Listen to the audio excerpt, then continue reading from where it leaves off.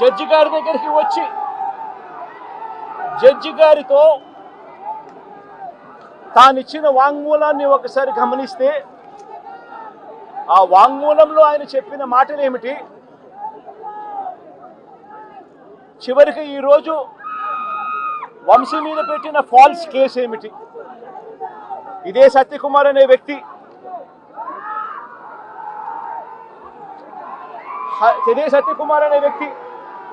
Judge గారు మూదర judge గారి సమక్షంలో సత్యవర్ధన్ అనే వ్యక్తి వంశీ ఎలాంటి తప్పు చేయలేదు అని చెప్పినప్పటికీ కూడా వంశీ మీద తప్పుడు కేసులు ఈరోజు బనాయించడం జరిగింది.